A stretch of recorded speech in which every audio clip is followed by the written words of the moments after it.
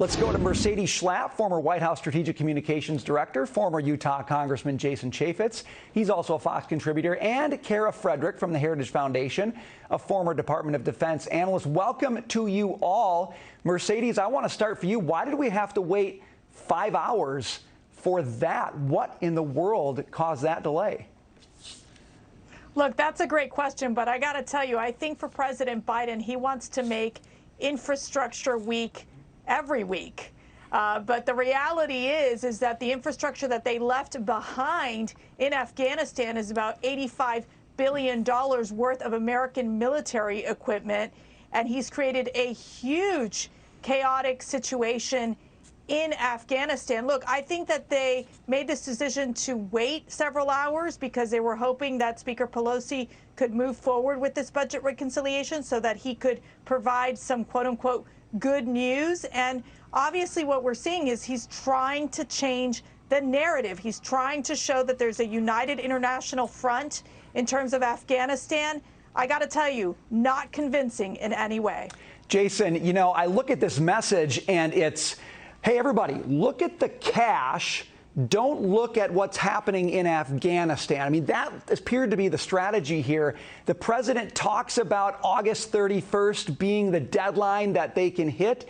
Do you buy that in any way, shape, or form at this point? I do not. The president had no good news, no new developments, no reassurance to Americans there in Afghanistan. I think the delay, based on what I could see there, Mercedes is exactly right. He was waiting on Nancy Pelosi because he wanted to talk about a bill that passed in the House. It had nothing to do with Afghanistan. And by the way, I thought it was confusing at best and disingenuous for the president to suggest that his over-the-horizon attack on would-be terrorists could be executed when he talked about the terrorists that are actually there. He's talked about wanting to get out by August 31st because he's afraid of ISIS-K, who is a terrorist organization that does want to attack the United States of America. This is leading from behind. This is exactly the type of agenda, the type of thing that you get when you don't put America first. And Mercedes makes a great point. We built a lot of infrastructure by the tens of billions of dollars, and we left it and gave it to the terrorists. Kara, I think Jason makes an excellent point. The president talking about this so-called over-the-horizon capability, and yet he has to acknowledge that ISIS-K in country right now, we're not over the horizon yet, we're right there. ISIS-K is a problem right now. As you look at this situation, how concerned are you getting that the president simply does not grasp what Afghanistan can now become as a haven for terrorists?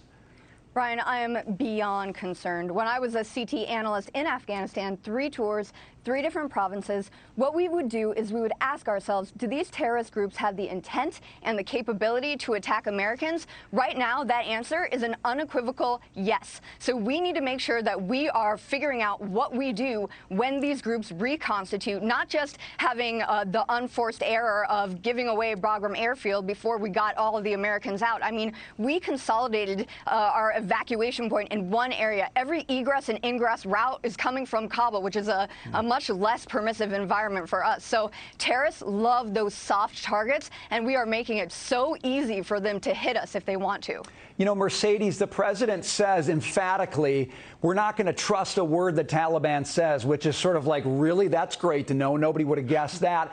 But on the other hand, he's saying we're working with the Taliban to make this happen. I listened to those 2 statements, Mercedes, and I'm thinking, who's running the messaging here, and why would any American buy that? Well, the United States should not in any way be coordinating or negotiating with these brutal terrorists.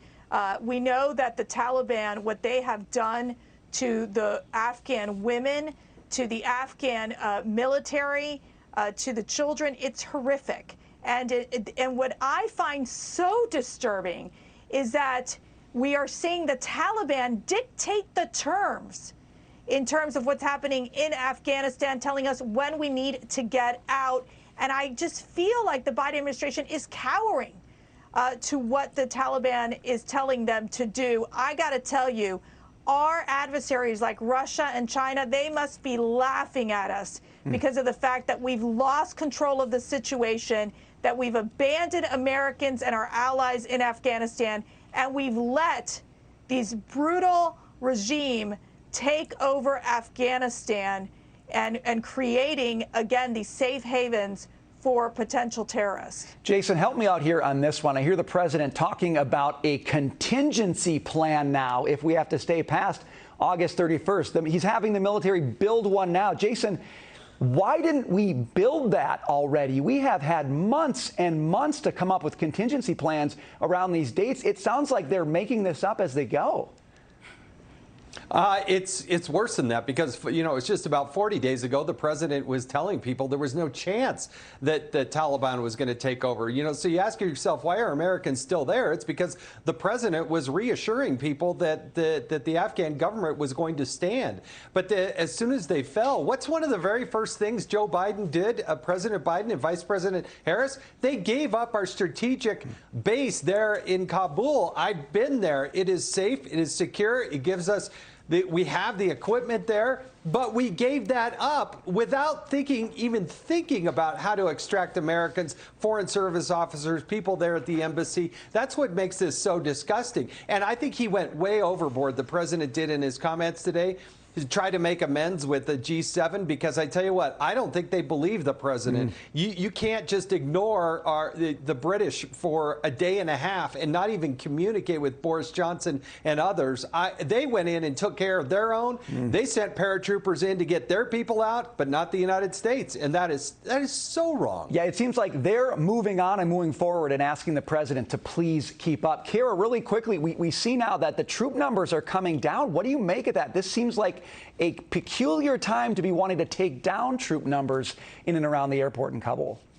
Exactly. Brian, I'm concerned, and Jason brought it up earlier, the United States, this looks strange. So what the United States needs to do is we need to recover our no man left behind ethos. We need to front load those efforts to get every single American out that we can now, or else we are going to expend inestimable blood and treasure trying to rescue American hostages behind enemy lines later. So do it now, get it done now. I'm not sure that this is salvageable, but we need to get every single American out now. We need to use our allies to do so, if they even trust us anymore.